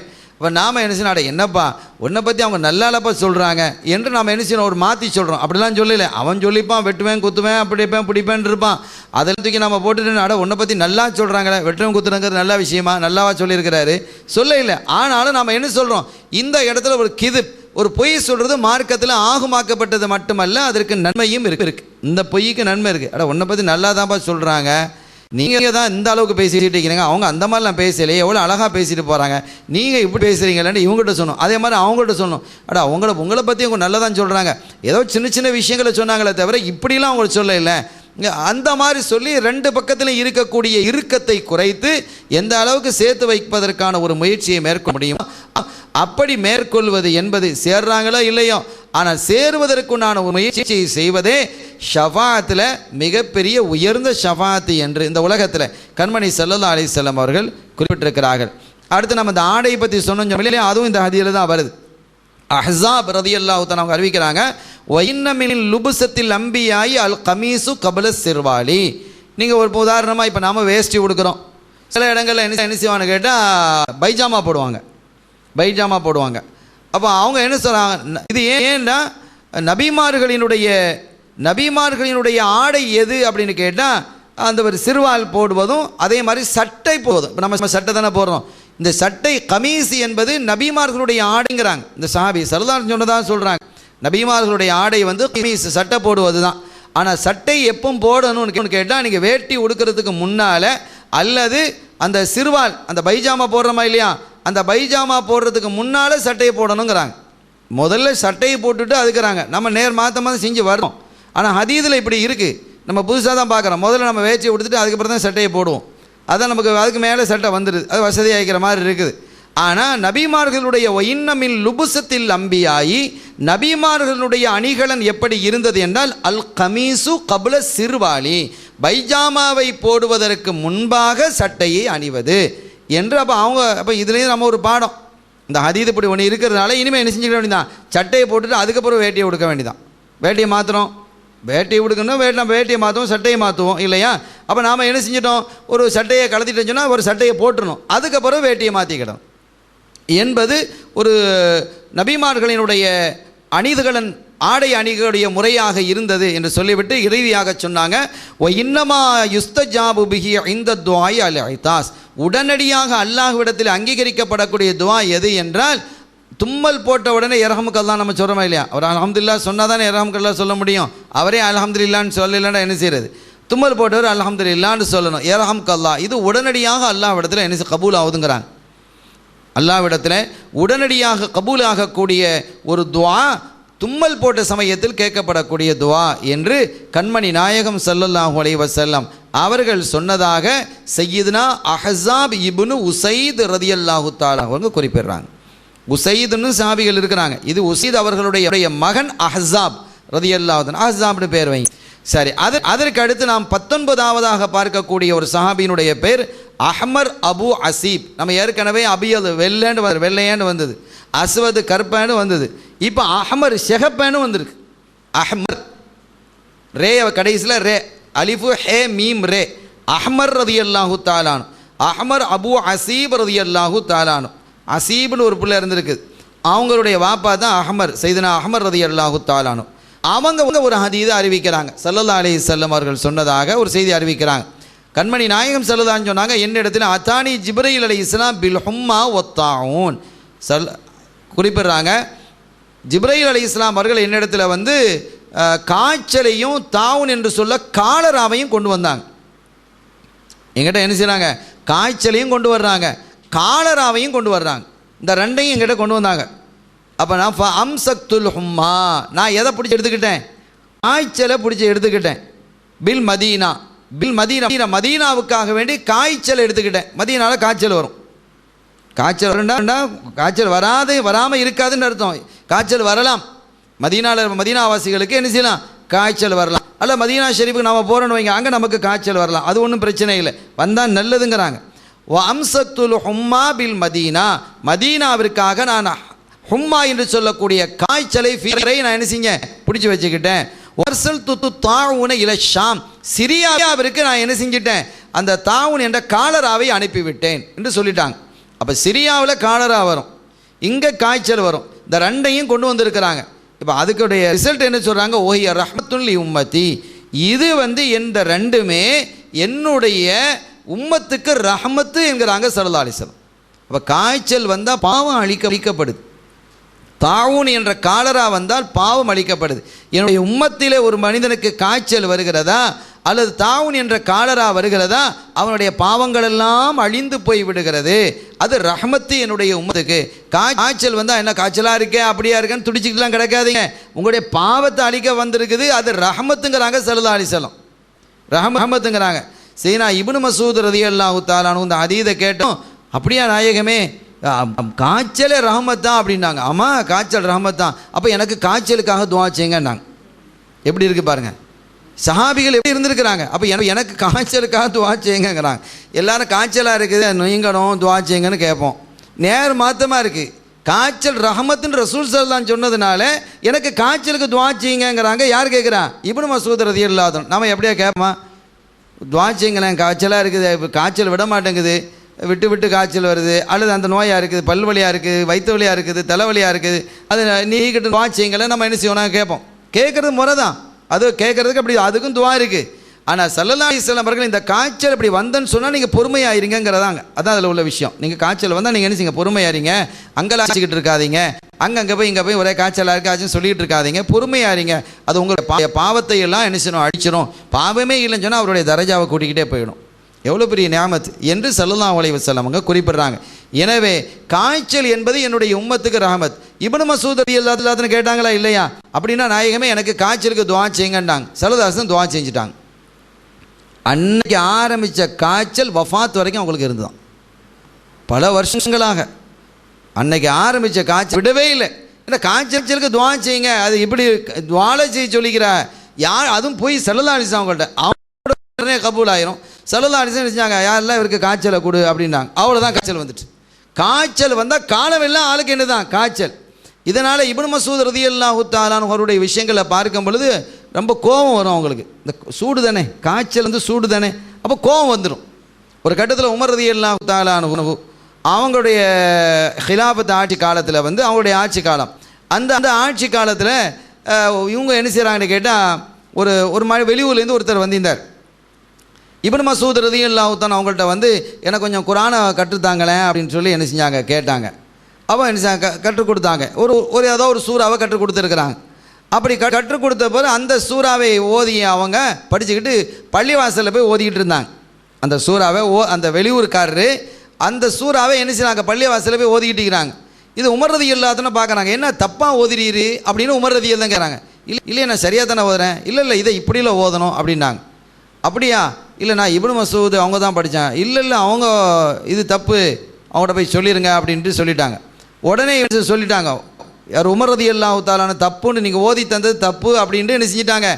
போய் சொல்லிட்டாங்க. இந்த கிராமவாசி அங்கே போய் சொன்ன உடனே அப்போ அவங்க என்ன செஞ்சான்னு கேட்டால், அவங்க என்ன நிலையில் இருந்தாங்கன்னா தன்னுடைய ஒட்டகத்துக்கு தீனி குலைச்சிக்கிட்டு இருந்தாங்க. கையில் ஃபுல்லாக தீனி என்ன செய்யுது? குலைச்சிக்கிட்டு இருக்குது. இந்த உணவு குலைப்பாங்களா இல்லையா? தவிடு அது இதுன்னு ஏதோ ஒன்று வைங்களேன், அதை போட்டு குலைச்சிக்கிட்டு இருக்கிறான், கை பூரா இருக்குது. அந்த கிராமவாசி வர்றாரு, ஆராபி வர்றாரு. இப்போ சஹாபியை பார்த்து நாயமே நீங்கள் இப்படி ஓதி தந்தீங்களே? ஆமாம் ஓதி தந்தேன். அதை இப்படி தானே நான் ஓதி காட்டினாங்க. ஆமாம் சரியாக தான் ஓதுறீங்க. இதை தப்புன்னு கலீஃபா சொல்கிறாங்களே, தப்புன்னு கலீஃபா சொல்கிறாரா? இன்னும் வர்றேன் அப்படின்னு நினச்சிட்டாங்க. அந்த கையில் எல்லாம் கழுவும் இல்லை, நம்ம கழுவிட்டாது போமா இல்லையா? சூடு அவ்வளோ ஜலாலியத்தான் இருப்பாங்க. டக்கு அப்படியே வந்துட்டாங்க. வந்து உமர் ரலியல்லாஹு அன்ஹு சண்டை போடுறாங்க. எப்படி நான் ஓதி கொடுத்த தப்புங்க, அவர் கரெக்டாக ஓதுறாரு அப்படின்னு பார்த்தாங்க. சூரத்தை பார்த்தா இன்னால் இல்லாஹி, மேலே துண்டும் இல்லை ஒன்றும் இல்லை, அப்படியே வந்து நிற்கிறாங்க. கையில் பூரா அந்த தவுடாக இருக்குது. கடைசியில் என்ன கேட்டால் ஸல்லல்லாஹு அலைஹி வஸல்லம் அவர்களை 7 விதமாக ஓதி கொடுத்துக்கிறாங்களே. குர்ஆன் வந்து எனக்கு 7 விதமாக இறங்கி. ஸல்லல்லாஹு அலைஹி வஸல்லம் ஒரு கிருபையை பாருங்கள். ஜிப்ரீல் அலைஹிஸ்ஸலாம் ஓதி காட்டினாங்க. ஜிப்ரீலே இந்த ஒரு முறை தான் இருக்குதா ஓதுறதுக்கு அப்படின்னு கேட்டான். என் உம்மத்துக்கள் ஓதும்போது இந்த ஒரு வழி தான் இருக்குதுன்னு சொன்னால், இப்போ உதாரணம் வைங்களேன், நம்ம ஒரு ஊருக்கு போவோம், அந்த ஊருக்கு ஒரே ஒரு வழி தான் இருக்குது அப்படின்னு வைங்க. அந்த நேரத்தில் வெள்ளப்பெருக்கு வந்துருச்சு, அந்த ரோடு அடைபட்டுருமாயா? இப்போ எப்படி போகிறது? அப்போ இன்னொரு வழி இருந்தால் இங்கே தான் பிரச்சனை இல்லை, இன்னொரு வழியாக போகலாம் அப்படின்னு சொல்லுவோமா இல்லையா? அந்த மாதிரி ஓதுறது வந்து ஒரு வழி ஒரு முறை தான் இருக்குமே, ஆனால் அது என்னுடைய உம்மத்துக்கு சிரமமாக போயிடுமே என்று கருதிய ஸல்லல்லாஹு அலைஹி வஸல்லம் ஜிப்ரீல் அலைஹிஸ்ஸலாம் கேட்குறாங்க, ஏன் இன்னொரு முறை இருக்கே? அப்போ 2வது முறை ஓதி காட்டுறாங்க. இந்த 2 முறை தானா அப்படின்னு ரசூலுல்லாஹ் கேட்குறாங்க. 3வது முறை இருக்கேன்னா 3வது முறை. அப்படி 7 முறைகளை என்ன செஞ்சாங்க? ஓதி காட்டினாங்க. இந்த 7 முறைகள் முறைப்படி என்ன செய்யலாம்? ஓதலாம். அது அல்லாமல் 10 முறைன்னு ஒன்று இருக்குது, அது ஷாது, அது ரொம்ப சுருக்கம். ஆனால் அதை தொழுகையில் ஓதக்கூடாது. இந்த 7 முறைகளையும் தொழுகையில் ஓதலாம். உதாரணமாக மாலிகி யௌமித்தீன் ஓதலாம், மலிக்கி யௌமித்தீன் அப்படின்னு ஓதலாம். மாலிகி யௌமித்தீன் ஓதலாம், மலிக்கி யௌமித்தீன் ஓதலாம். யஹ்ஸிபு அன்னமாலஹு அஹ்லதான ஓதுறமா இல்லையா? யஹ்ஸபுன்னு வர்ற இடங்களிலெல்லாம் யஹ்ஸிபுன்னு ஓதலாம். யஹ்ஸிபுன்னு வர்ற இடங்களிலெல்லாம் யஹ்ஸபுன்னு ஓதலாம். இதான் ஒரு முறை. அப்போ இப்படிலாம் ஓதி காட்டிக்கிறாங்க. சில பேருக்கு உச்சரிக்க கஷ்டமாக இருக்குமா இல்லையா? அப்போ இந்த லேசாக அவங்க என்ன செஞ்சுக்கலாம், எடுத்துக்கலாம். அந்த மாதிரி 7 முறைகள் ஸல்லல்லாஹு அலைஹி வஸல்லம் என்ன செஞ்சுருக்கிறாங்க, ஓதி காட்டியிருக்கிறாங்க. அதே மாதிரி ஃபி அமதிம் முமத்ததா, இந்த வயலுல்லி குல்லி ஹுமஸத்தின் முடிக்கும் போது ஃபி அமதிம் முமத்ததா நம்ம முடிப்போம். ஃபி அமதின் என்பதை ஃபி உமுதிம் முமத்ததான் என்ன செய்யலாம், ஓதலாம். இப்போ அதே மாதிரி உல்லுஹான்னு ஓதுறோம், உல்லுஹேன்னு ஓதலாம். உல்லுஹே ஒல்லைலி இதா சஜே மா வத்தஅக ரப்புக வமா கலே இன்னும் நமக்கு சில ஊர்கள் அப்படி ஓதுனாங்க. ஆனால் ஓதலாமா என்ன, ஓதலாம். அல்லாஹ் கற்றுக் கொடுத்தது தானே அது. இப்போ ஸல்லல்லாஹு அலைஹி வஸல்லம் அவர்கள் இந்த 7 கிராத்துகளை என்ன செய்கிறாங்க, அங்கீகரிச்சுக்கிறாங்க. 7 கிராத்தில் இந்த மாதிரி ஒரு கிராத்து இப்னு மஸ்ஊத் நாயகம் சொல்லிக் கொடுக்கும்போது அவங்களுக்கு அது தப்பு மாதிரி தெரிஞ்சுக்க. இப்போ நம்ம ஊரில் வந்து உதாரணமாக ஒருத்தன் ஒல்லுஹேன்னு ஓதுனாலும் என்னடா ஒன்று கடக்க ஒன்று ஓதுனா நம்ம சொல்லுவோமா இல்லையா? அப்போ நமக்கு தெரியாது. இப்போ நம்ம என்ன எப்படி ஓதுனா, ஒல்லுஹேன்னு ஓதுனா ஒஷம்சி ஒலுஹாஹா ஒலுஹாஹே அப்படின்னு ஓதலாம். ஒல் கமரி இதா தலாஹே அப்படின்னு ஓதும்போது நமக்கு ஒரு டிஃப்ரெண்ட்டாக தெரியும். நம்ம ஓதி பழக்கப்படையில், ஆனால் அப்படி ஓதுறதுக்கு அனுமதி இருக்குது. 7 விதமாக ஓதுவதற்கு மார்க்கத்தில் அனுமதி இருக்குது. அதைத்தான் இப்னு மஸ்ஊத் நாயகம் செஞ்சாங்க, சொல்லி அனுப்புனாங்க. இது உமர் ரலியல்லாஹு அன்ஹு வந்த வேகத்தை பார்த்தா உமர் நாயகம் பயந்துட்டாங்க. அவ எவ்வளோ பெரிய ஆள், என்னடா இது இந்த சூரத்தில் வந்து நிற்கிறாங்க, சட்டையமில்லா உண்மையில் எப்படி வந்து நிற்கிட்டு கையில் பூரா தவிடா இருக்குது, என்ன நான் ஓதி கொடுத்து தப்புன்னு. அதுக்கப்புறம் தான் அந்த விளக்கம்லாம் சொல்லப்பட்டது. அப்போ 7 முறையாக இறங்கப்பட்டது. அதுக்கப்புறம் அவங்க உமர் ரலியல்லாஹு அன்ஹு அக்செப்ட் பண்ணாங்க. அப்போ இந்த காய்ச்சல்ங்கிறது வந்து ஒரு ரஹமத்துங்கிறாங்க ஸல்லல்லாஹு அலைஹி வஸல்லம். இது என்னுடைய உம்மத்துக்கு கிடைத்து அது ஒரு ரஹமத்து தான். அப்போ அது காய்ச்சலாக இருக்கும் பொழுது அவருடைய பாவம் என்ன செய்யுது, அழிகிறது. அது என்னுடைய உம்மத்துக்கு ரஹமத்தாக இருக்கிறது என்று கண்மணி நாயம் ஸல்லல்லாஹு சொன்னதுனால தான் இப்னு மஸ்ஊத் ரலியல்லாஹு அன்ஹு அந்த காய்ச்சலை கேட்டு வாங்கிட்டாங்க. என்னைக்கு கேட்டு வாங்கினாங்களோ வஃபாத் வரைக்கும் அந்த காய்ச்சல் அவங்களுக்கு இருந்தது. அதனால் கொஞ்சம் சூடும் இருந்தது, கொஞ்சம் கோபமும் அவங்களுக்கு இருந்தது. ஹைர். அப்போ அதே மாதிரி மதீனாவிற்காக நான் என்ன செஞ்சிட்டேன், இதை பிடிச்சி வச்சுக்கிட்டேன். எதை, காய்ச்சலை வாங்கி வச்சுக்கிட்டேன். சிரியா ஷாமுக்கு நான் என்ன செஞ்சிட்டேன், இதை அனுப்பிட்டேன். எதை, இந்த காலராவை நான் அனுப்பிவிட்டேன் என்று அவர்கள் குறிப்பிடுகிறார்கள். இரண்டுமே என்னுடைய உம்மத்துக்கு ரஹமத்தாகத்தான் இருக்கிறது என்று கண்மணி நாயகம் ஸல்லல்லாஹு அலைஹி வஸல்லம் அவர்கள் சொன்னதாக அஹ்மர் அபு அசீப் ரலியல்லாஹு தஆலா அன்ஹு அவர்கள் குறிப்பிடுகிறார்கள். 20வது ஒரு சஹாபியை நம்ம பார்க்க போகிறோம். அவங்க அஹ்னஃப் இப்னு கைஸ் ரலியல்லாஹு தஆலா, ரொம்ப ஒரு ஓரளவு மக்கள் சாபிகள் மத்தியில் இவங்க கொஞ்சம் பிரபல்யமான ஆள் தான். அஹ்னஃப் இப்னு கைஸ் ரலியல்லாஹு தஆலா அன்ஹு அவர்கள் கொஞ்சம் பிரபல்யமான ஆளாக என்ன செய்கிறாங்க, இருக்கிறாங்க. அப்போ அவங்க குறிப்பிடுறாங்க, கால பைனமா அதூஃபு பில் பைத்தி ஃபி ஜமனி உதுமான் ரலியல்லாஹு தஆலா அன்ஹு. உதுமான் ரலியல்லாஹு தன்னுடைய காலம், உதுமான் ரலியல்லாஹு தன்னுடைய ஆட்சி காலம் இருந்தது இல்லையா, ஏறக்குறைய 12 வருஷம் ஆட்சி செய்திருக்கிறாங்க. யார், சையதுனா உஸ்மான் இப்னு அஃபான் ரலியல்லாஹு அன்ஹு. இந்த 12 வருஷம் ஆட்சி காலத்தில் 6 வருஷம் கொஞ்சம் நிம்மதியான ஆட்சி இருந்தது. மீதி 6 வருஷம் பெரிய ஃபித்னாவும் குழப்பமும் பெரிய சண்டையும் பலாயும் முசீபத்தும் பெரிய சோதனையாக போயிடுச்சு. சையதுனா உஸ்மான் ரலியல்லாஹு தஆலா அவர்களை ஆட்சியில் இருந்து கீழே இறக்கணுங்கிறதுக்காக கடுமையான போராட்டம் நடந்தது. ரொம்ப சாஃப்டான ஆள். ஆக எப்படியாவது அவங்க ஆட்சியிலிருந்து கீழே இறக்கணுங்கிறதுக்காக முனாஃபிகீன்களாக சேர்ந்து கடுமையான போராட்டங்களை செஞ்சாங்க. ஆனால் அவங்க ஆட்சியை விட்டு இறங்கல. அவ்வளோ மென்மையான ஆள். ஆட்சியின் மீது விருப்பமாக ஒரு கட்டத்தில் ஸல்லல்லாஹு அலைஹி வஸல்லம் சொன்னாங்க, உஸ்மானே உங்களுக்கு ஒரு கமீஸ், ஒரு சட்டை அணிவிக்கப்படும் அப்படின்னா ஹிலாஃபத் தான் அர்த்தம். அதில் ஒரு சட்டை என்ன செய்யப்படும், அணிவிக்கப்படும். அதை நீங்கள் கலட்டாதீங்க. அதை நீங்கள் என்ன செய்யக்கூடாது, கலட்டக்கூடாது. அது கிழிச்சு எரியப்படும். அது என்ன செய்யும், கிழிச்சு எரியப்படும் வரை நீங்கள் கலத்தாதீங்க. நீங்கள் கலத்தாதீங்க, கிழிச்சா கிழிச்சிட்டு போகுது, எவனும் கிழிச்சிட்டு போகிறான் என்று ஸல்லல்லாஹு அலைஹி வஸல்லம் சொல்லிட்டாங்க. அதனால் சட்டையை நீங்கள் கலத்தாதீங்க என்பதால் உண்மையிலேயே அவங்க ஹிலாஃபத்தில் இருக்கிறதுக்கு பிரியம் ஒன்றும் இல்லை. உஸ்மான் ரலியல்லாஹு அன்ஹு ஸல்லல்லாஹு அலைஹி வஸல்லம் இப்படி சொல்லிட்டாங்களே, அது கிழிச்சு எரியப்படும் அப்படிங்கிறது அவங்க சொல்லிட்டாங்க. அப்போ அது கிழிச்சு எரியப்படும்னா நம்மளை ஷஹீதாக்கி போட்டுவானோ, அது வரைக்கும் நீங்கள் என்ன செய்யக்கூடாது, சட்டையை கலத்தக்கூடாதுன்னு சொல்லிட்டாங்க. அதனாலே என்ன செஞ்சாங்க, அந்த ஹிலாஃபத்தில் இருந்தாங்க. அப்படிப்பட்ட உஸ்மான் ரலியல்லாஹு அன்ஹுடைய அப்போ ஆட்சி நடந்து கொண்டிருக்கக்கூடிய காலகட்டத்தில் இவங்க அஹ்னஃப் இப்னு கைஸ் ரலியல்லாஹு தஆலா சொல்கிறாங்க, நான் மக்காவுக்கு போயிருந்தேன். தவாப் செய்து கொண்டு இருக்கும் பொழுது ஒரு ஆள் வந்து என்னுடைய கையை பிடிச்சிக்கிட்டார். ஒரு ஆள் வந்து கையை பிடிச்சிக்கிட்டார். என்ன தெரியுதா அப்படின்னு கேட்குறாரு. தெரியலையே அப்படிங்கும்போது அவங்க சொல்கிறாங்க, உங்களுக்கு நான் ஒரு விஷயத்தை நான் அலா உபஷிருக், நான் உங்களுக்கு ஒரு சுப செய்தி நான் உங்களுக்கு சொல்லட்டுமா அஹ்னஃப், உங்களை எனக்கு நல்லா தெரியுது இது அப்படின்னு சொல்லிட்டு சொன்னாங்களா. நானும் சஹாபி தான். அந்த ஆள் சொல்கிறாங்க, வந்த நபர் சொல்கிறாங்க, நானும் சஹாபி தான். ஒரு கட்டத்தில் ஸல்லல்லாஹு அலைஹி வஸல்லம் அவர்கள் என்னை அழைத்து உங்களினுடைய கவுமுக்கு போய் மார்க்கத்தை எடுத்து சொல்லுமாறு என்னை ஏவுனாங்க. இஸ்லாத்தை பற்றி எடுத்து சொல்லுமாறு என்ன செஞ்சாங்க, ஏவி இருந்தாங்க. அப்போ உங்களுடைய கூட்டத்தார் மத்தியில் வந்து நான் உங்கள்கிட்ட வந்து சொன்னேன், நீங்களாம் உட்காந்துருக்கிறீங்க, அப்போ நீங்கள்லாம் இருக்கிறீங்க, அப்போ நான் வந்து ஸல்லல்லாஹு அலைஹி வஸல்லம் என்ன அவங்களுடைய தூதராக அனுப்பியிருக்கிறாங்க, நான் ரசூலுல்லாஹ்வுடைய தூதராக வந்திருக்கிறேன் என்று சொல்லி அவங்களுக்கு நான் என்ன செஞ்சேன், இஸ்லாத்தை பற்றி எடுத்து சொன்னேன். அல்லாண்ட யார், ரசூல்லாண்ட யார், எப்படி வணங்கணும் கொள்ளணும், இஸ்லாம் என்ன சொல்லுது அப்படிங்கிறதையெல்லாம் நான் அரிது அலைஹிமுல் இஸ்லாம் அந்த மக்களுக்கு எல்லாருக்கும் எடுத்து சொன்னேன். அது எடுத்து சொல்லி அந்த சத்தியத்தின்பால் நான் உங்களை அழைத்தேன், தாவா பணியை நான் செஞ்சேன். அப்படி செய்த போது நீங்கள் சொன்னீங்க, இன்னக்கல ததுஉ இலா கைரின் வ தஅமுரு பிஹி வ இன்னஹு லயதுஉ இலல் கைர். நீங்கள் உடனே எழுப்பி சொன்னீங்க மக்களை பார்த்து, இவங்க சொல்கிறது நல்ல விஷயமா இருக்குது. அஹனஃபே நீங்கள் சொன்னீங்க, என்னை பார்த்து நீங்கள் சொன்னீங்க, மக்கள்கிட்ட நீங்கள் எல்லாரும் சொன்னீங்க, உங்கள் கூட்டத்தாட்டத்தை நீங்கள் சொன்னீங்க, இவங்க சொல்கிறது நல்ல விஷயம், அவங்க நல்லதின் பால் தான் அழைக்கிறார்கள், அதுக்கு நாம் பதில் சொல்லத்தான் வேணும், அருமையான விஷயமா சொல்லியிருக்கிறாங்க, நாம் கவனத்தில் எடுத்துக்கொள்ளணும் என்று நீங்கள் என்ன செஞ்சீங்க சொன்னீங்க. அப்படி சொன்ன பொழுது இந்த செய்தி பின்னால் நீங்கள் எல்லோரும் இஸ்லாத்துக்கு வந்துட்டீங்க, எல்லாருமே இஸ்லாத்துக்கு வந்தீங்க, உங்களுடைய கௌம் எல்லாரும் வந்தாங்க.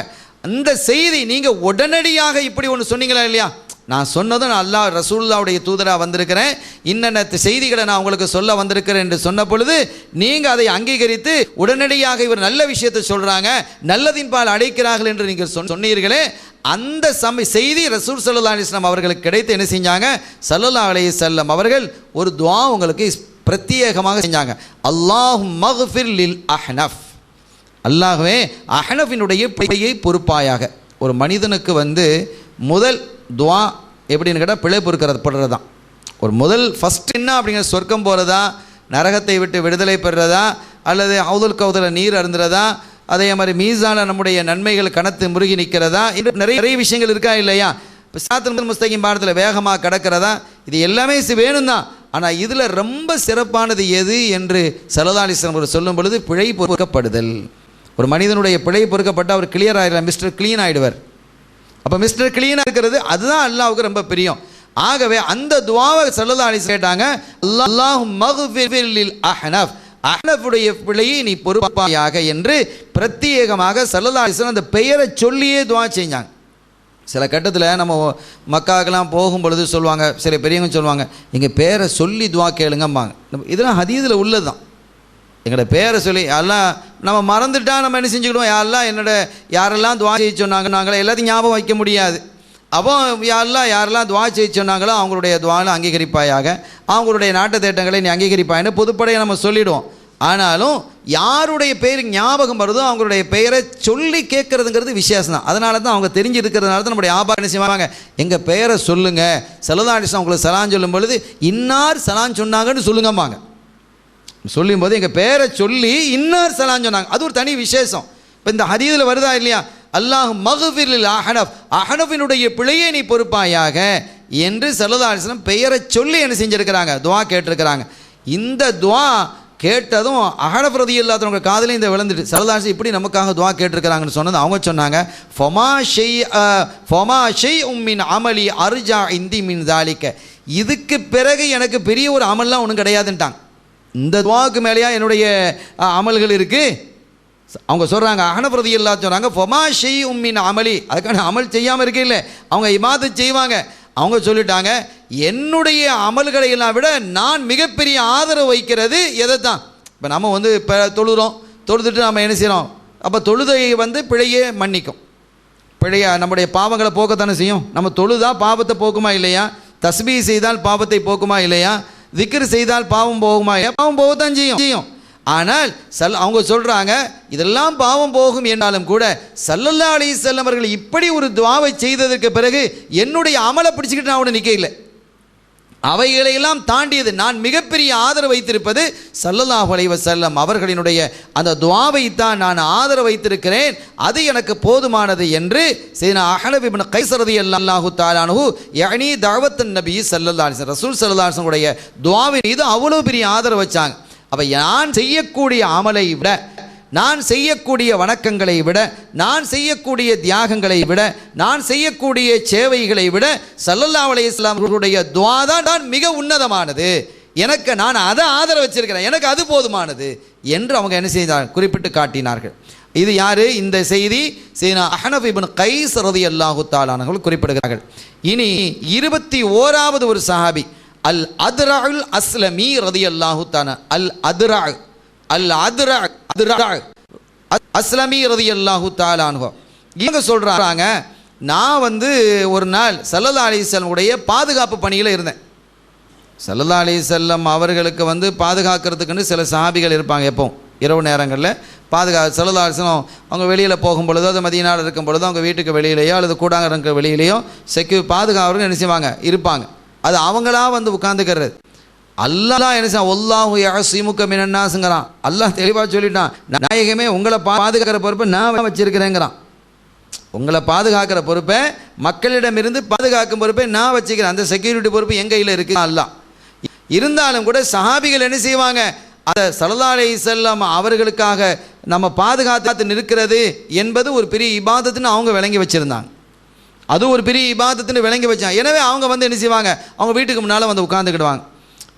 நாளைக்கு ஒரு பிரச்சனை இல்லைன்னாலும் கூட யாராவது ஒரு வெளியூர்லேருந்து ஆட்கள் வருவாங்க, என்ன ஏதுன்னு பார்க்கும்போது திடீர்னு ஸல்லல்லாஹு அலைஹி வஸல்லம் தூங்கிட்டு இருப்பாங்க. போய் தட்டிட்டா வீட்டு கதவு தட்டலாமா? ரசூல் ஸல்லல்லாஹு அலைஹி வஸல்லம் தூங்கிட்டு இருக்கிறாங்க. இப்போ நம்ம தூங்கிட்டு இருக்கும்போது என்ன தூங்குற நேரத்தில் காலையில் இப்போ உதாரணமாக வைங்க, ஒரு 8 மணிக்கு கதவு தட்டினார் ரமதான் காலத்தில், நமக்கு கோவம் வருமா இல்லையா? ஏன்னா நம்ம ஊரை பொறுத்த வரைக்கும் ராத்திரியெல்லாம் விழிப்பாக இருக்குது. பகலை தான் என்ன செய்வாங்க, சுபுகு பிறகு தான் ஒரு பிள்ளைகளை எல்லாம் ஆண்களை பெண்களை என்ன செய்வாங்க, தூங்குவாங்க. ஒரு 7 மணி 8 மணிக்கு ஒரு கதவை தட்டினா எவ்வளோ கோவம் வரும்? அப்போ நான் ஸல்லல்லாஹு அலைஹி வஸல்லம் கோவப்பட போகிறது இல்லை. ஆனால் கோவம் அல்லாஹ்வுக்கு வந்துடுமே.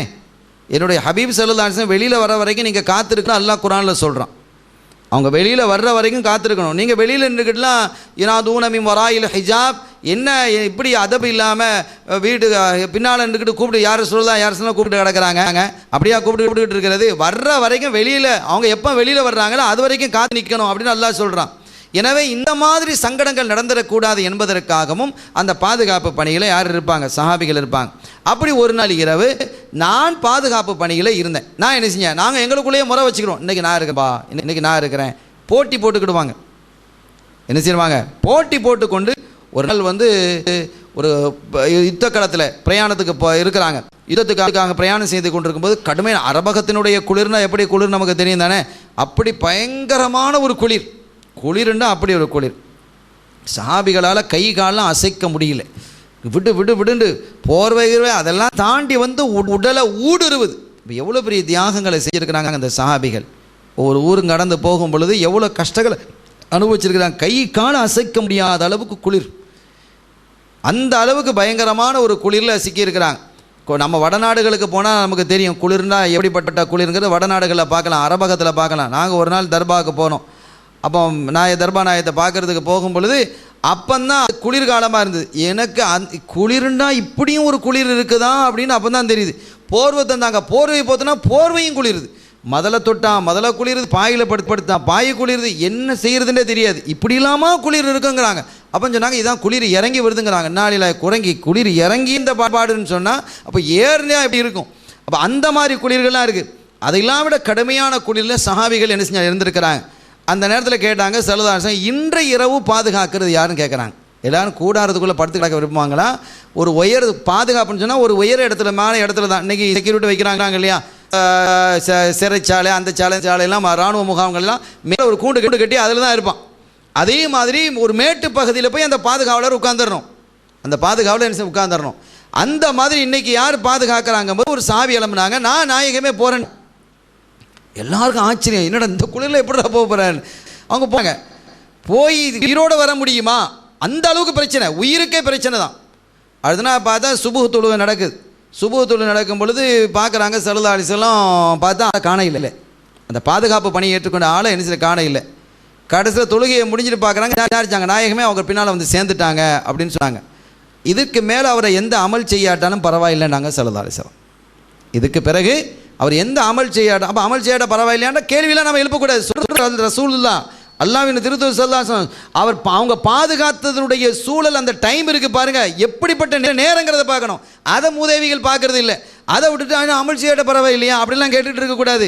அல்லாஹ்வின் திருத்தூதர் ஸல்லல்லாஹு அலைஹி வஸல்லம் சொல்கிறாங்க, இதே மாதிரி தபூக் யுத்தத்திற்கு போகும் பொழுது நிறைய பொருளாதாரம் தேவைப்பட்டது. சீனா முதல் படியில் மெம்பரில் நின்று 3வது படியில் நின்று ஸல்லல்லாஹு அலைஹி வஸல்லம் கேட்குறாங்க, யார் இதுக்கு உதவி செய்யலாம்?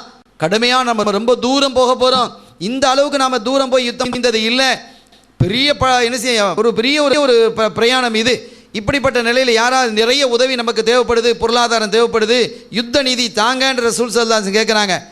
எல்லாரும் அந்த நேரத்தில் கஷ்டமான ஒரு சூழல். அந்த நேரத்தில் உஸ்மான் இப்னு அஃபான் ரலியல்லாஹு அன்ஹு நாயகமே நான் 1000 தங்க காசு தரேன்டாங்க. ஸல்லல்லாஹு அலைஹி வஸல்லம் துஆ செஞ்சாங்க.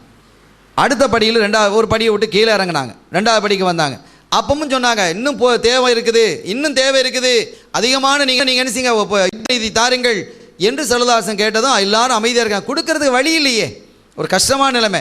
அந்த நேரத்தில் சீனா உஸ்மான் இப்னு அஃபான் ரலியல்லாஹு அன்ஹு நாயகமே நான் 1000 தீனார் தர்றேன், தங்க காசுகள் தர்றேன் அப்படின்ட்டு திருப்பி ஒரு 1000 சொன்னாங்க. ஸல்லல்லாஹு அலைஹி வஸல்லம் சந்தோஷப்பட்டாங்க.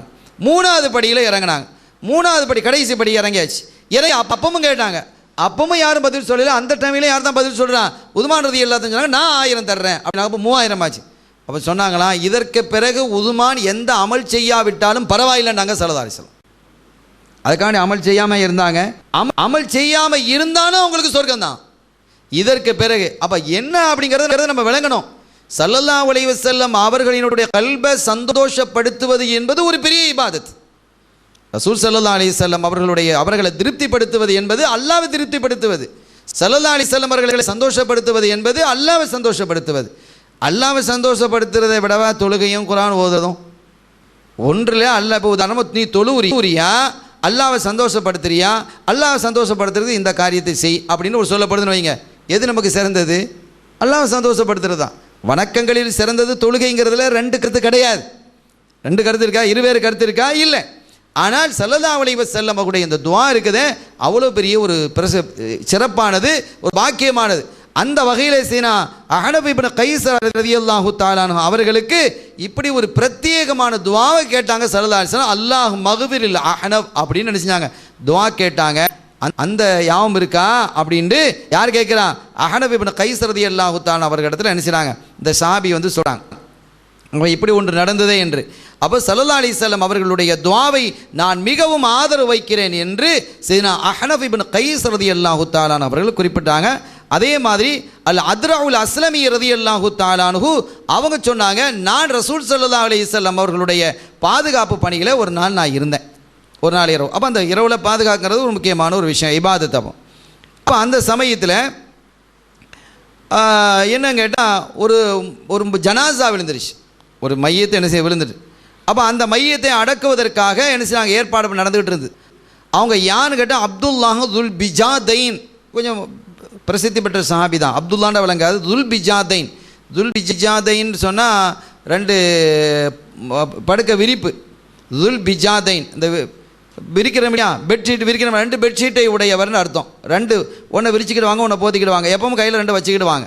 அந்த துல் பிஜாதைன் ரலியல்லாஹு தஆலா அன்ஹு. இப்போ நாம் துல் பிஜாதைன்னு பேர் விடலாம். என்னங்க துல் பிஜாதைன்னு பேரோட சொல்கிறியோ, 2 போர்வை வச்சுக்கிட்டிருக்கிறவர் இப்படி ஒரு பேரா அப்படின்னு அது கேட்க தேவையில்லை. இப்போ உதாரணமாக முசம்மில்னு பேர் விடுறோமா இல்லையா? முசம்மில் என்ன போர்த்தி கொண்டு இருப்பவர். இப்போ போர்த்தி கொண்டு இருப்பவர்னு பேர் விட்டால் அதுக்கு தவாப் இருக்குது. ஏன்னு கேட்டால் ஸல்லல்லாஹு அலைஹி வஸல்லம் உடைய பேர் அது. அல்லாவே யா யுஹல் முசம்மில் போர்த்தி கொண்டு இருப்பவரே அப்படின்னு அல்லாஹ் அழைக்கிறானா இல்லையா? ஸல்லல்லாஹு அலைஹி வஸல்லம் அவர்களை போர்த்தி கொண்டு இருக்கக்கூடியவர்களே என்று அல்லாஹ் அழைக்கிறான். அப்போ ஸல்லல்லாஹு அலைஹி வஸல்லம் உடைய திருநாமமாக அது இருக்குது. அதனால் ஒரு சஹாபியினுடைய பெயராக துல் பிஜாதைன்னு இருந்தது, பட்ட பேர் தான், அதை பற்றி பிரச்சனை இல்லை. நம்ம ஊரில் கூட சில பேர்களை என்ன செஞ்சாங்க, சஹாபிகளுடைய பேர்கள்லாம் விட்டாங்க. திஹியத்துல் கலபின்னு ஒரு பிள்ளைக்கு பேர் வச்சாங்க. இதுக்கு பொருளை பார்த்துக்கிட்டு இருக்கணுமா? தேவையில்லை. சிறப்பான ஒரு பேர் திஹியத்துல் கலபின்னு ஒரு பிள்ளைக்கு என்ன செஞ்சாங்க, கொஞ்சம் நாளைக்கு மேலே பேர் வைக்கப்பட்டது. அப்படி பேர் வைக்கிறது ஒரு பாக்கியமான விஷயம். எவ்வளோ ஒரு அற்புதமான ஒரு சஹாபி. அவங்களுடைய தோற்றத்தில் தான் யார் வருவா? ஜிப்ரீல் அலைஹிஸ்ஸலாம் வருவாங்க. இப்போ இந்த துல் பிஜாதைனுக்கு எவ்வளோ பெரிய சிறப்பு இருக்குன்னு நீங்கள் பாருங்கள், எவ்வளோ பெரிய சிறப்பு. அப்போ செய்தினா அத்ரஉல் அஸ்லமி ரலியல்லாஹு தஆலா அறிவிக்கிறாங்க, நான் பாதுகாப்பு பணியிலே ஈடுபட்டு இருக்கும் பொழுது ஒரு சஹாபி அன்னைக்கு வஃபாத் ஆகியிருந்தாங்க. அவங்கள அடக்கிறதுக்கு உண்டான வேலைகள் நடந்தது. எல்லாமே குளிப்பாட்டி கஃனிட்டு எல்லா வேலையும் முடிஞ்சாச்சு. இப்போ ஜனாசாவை தூக்கணும். ஸல்லல்லாஹு அலைஹி வஸல்லம் சொல்கிறாங்க, வகால நபி ஸல்லல்லாஹு அலைஹி வஸல்லம் இர்ஃபகு பிஹி ரஃபகக்குமுல்லா. ஒரு அழகான ஒரு விஷயம் இது, நம்ம ரொம்ப கவனமாக இருக்கணும். இர்ஃபகு பிஹி ரஃபகல்லாஹு பிக்கும். நீங்கள் அவரை மென்மையாக தூக்கிட்டு மென்மையாக அனுசிங்க தூக்கிட்டு போங்க, அல்லாஹ் உங்களுக்கு மென்மையாக நடந்துக்கிடுவான். இப்போ நாம் ஜனாசாவை பாருங்கள், நம்ம ஊரில் கொஞ்சம் அதை மாற்றணும். தடபடா தூக்கிட்டு படான்னு ஓடுறோம். அதாவது ஒரு விஷயத்தை நம்ம தெளிவாக விளங்கிக்கிடணும்.